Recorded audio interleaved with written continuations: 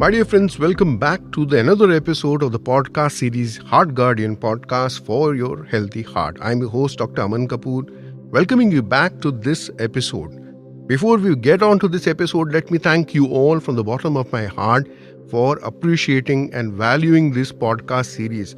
I'm happy to tell you that our podcast series has been ranked as the top 10 medical podcast by FeedSpot, an independent website. So thank you very much to all of you, and a special thanks to Dr. Jagdish Hiremath sir for his wonderful insights and simplified knowledge sharing.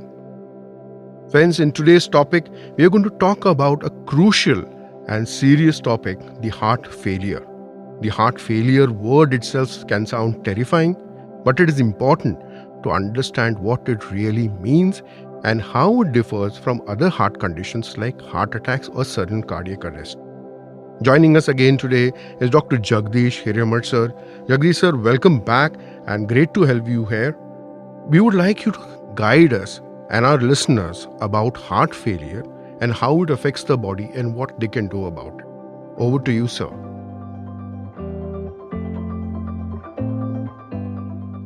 Heart failure is a grave word, and it strikes terror in our hearts. From childhood, we keep listening to the word heart failed or heart failure, and it's a misnomer to heart attack or sudden cardiac arrest or collapse. Heart attack is a clot in the coronary arteries, that is the plumbing system of the heart, leading to the damage of that heart muscle.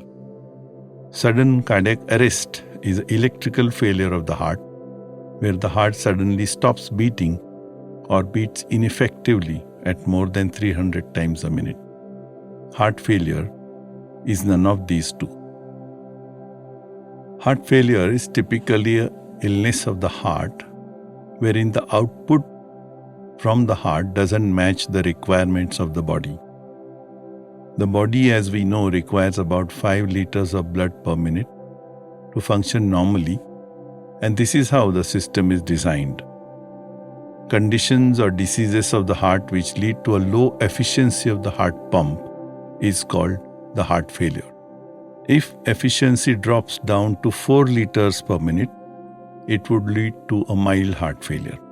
3.5 liters would be moderate heart failure, and anything less than 3 liters of blood per minute would be called as advanced or severe heart failure. Medical fraternity divides it into 4 categories of A, B, C, D, where D is the worst and A is the best for the heart failure individual. By treatment, one can move from D to C and sometimes from C to B.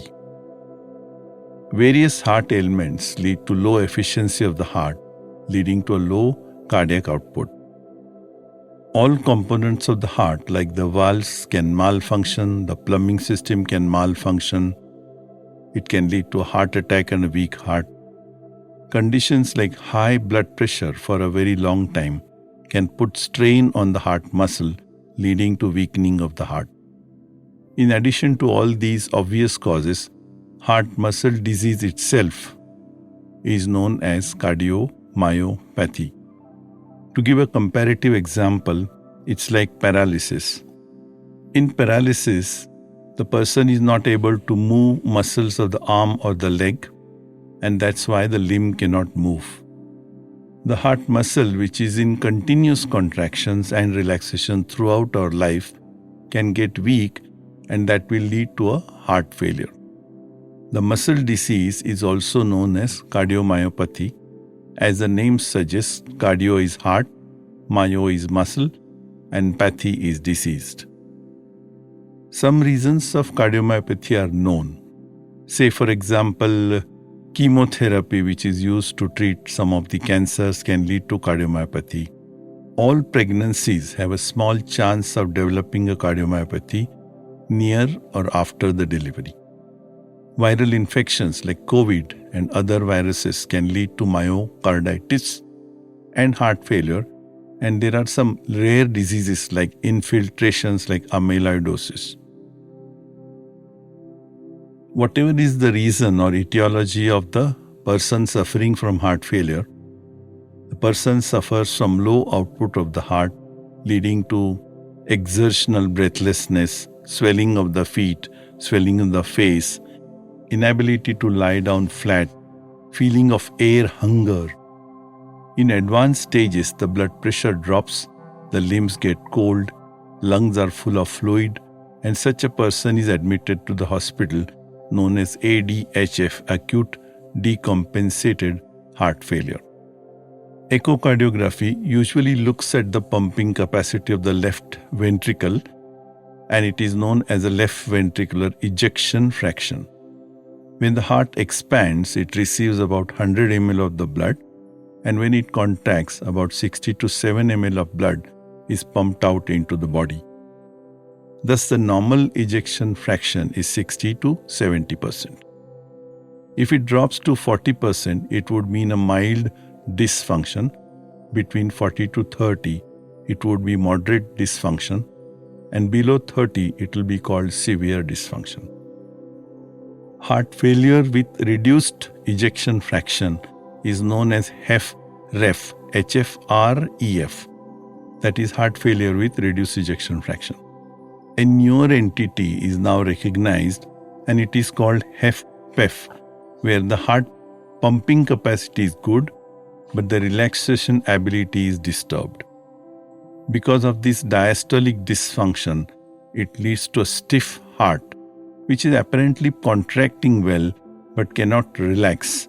And this also leads to buildup of fluid, breathlessness, swelling of the feet, fluid in the lungs, and all the symptoms of heart failure. When a person approaches us with symptoms and signs suggestive of heart failure, the important blood test is known as NT-proBNP. This tells us whether the breathlessness is related to the heart, the lungs, or the kidneys, or sometimes causes like gross anemia, thyroids, which lead to breathlessness. If the NT-proBNP is above 500, it indicates that the heart is under duress and it is failing, and then the next tests are ordered. There are simpler ones like ECG, X-ray chest, and of course, the pivotal echocardiography. This is really the cornerstone of diagnosing heart failure, and it divides the heart failure into HFrEF or HFpEF. It also looks at the cause of the heart failure, like whether it's a valve disease, whether it's a heart attack, or whether it is myocardial disease like myocarditis. There are some advanced tests like the cardiac magnetic resonance, cardiac MR, which also helps us a lot in identifying the cause of the heart failure. Once the person is established as a HFrEF or HFpEF, the treatment would indicate a lot of rest, that is physical rest and mental rest to begin with. In medicines, diuretics are the medication which makes the patient pass a lot of urine, and the fluid accumulation, which is the commonest after effect of the heart failure, is taken care of. The fluid removal itself leads to a lot of relief of symptoms, and other supportive medications are there. They are called as the golden four. Once the golden four medications are employed in a HFrEF, a remarkable result is possible. A few years ago, heart failures was a dismal entity, and the treating doctor would also be put off by the diagnosis. But nowadays, golden four medications, there is remarkable improvement in heart failure, and the outcome has grossly improved. In addition to medication, after a period of stabilization, graded gradual exercises, breathing exercises, muscle training, and improvement in hemoglobin, stabilizing the heart rate, all these improve the heart failure to a great extent. However, if the heart failure is not responding to these treatments, mechanical treatments in the form of specialized heart pacemakers, which are meant to improve the ejection fraction, are implanted. These are known as CRTD or CRTP. They improve the heart condition remarkably. Not all heart failure patients are suitable for CRTP, but the ones which are suitable do very well after the implantation of such a pacemaker. Beyond a certain limit, and when the life expectancy of the individual is considered less than 2 years, 2 mechanical treatments in the form of left ventricular assist device LVAD and the heart transplantation are possible. These 2 therapies are now making inroads in India, and implementation of these will give a leash of life to the person who really are at the threshold of death due to heart failure. Thus, to summarize, heart failure is a grave entity, and survival of 5 years is in fact worse than advanced cancers. It is diagnosed with the help of symptoms and especially to do echocardiography as an investigation. Once the diagnosis of HFpEF or HFrEF is made, investigations are to find out the cause of the heart failure. If the cause like dysfunctional valve can be treated, it is remarkably good. But the cause is not treatable. The heart is an advanced heart failure, then 4 fantastic medications can improve the heart failure symptoms. They improve outcomes, that is the future of these patients also. If the symptoms get worse despite the treatment and the responses to medication is not good, mechanical treatments like CRTP, LVAD and heart transplantations are available.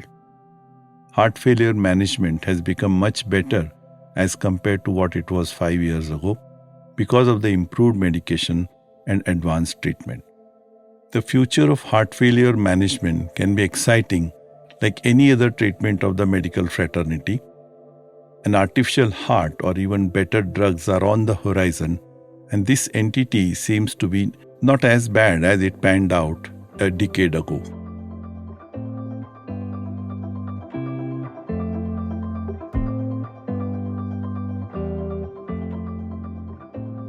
Thank you so much, sir. That has been really insightful of you to give us a simplified guidance and hope for the upcoming better future with the advancement in medicines and transplants. My dear friends, as always, we thank you for joining in and listening to us. Please do share this. Sharing this knowledge is going to be very important. You never know who may need this knowledge. So please share it to all your friends, family members, and to the network and your social media. And as always, do drop in your comments, your request to us in the comment section below. Till the next episode, I'm your host and friend Dr. Aman Kapoor, signing over and out. Thank you. Bye-bye.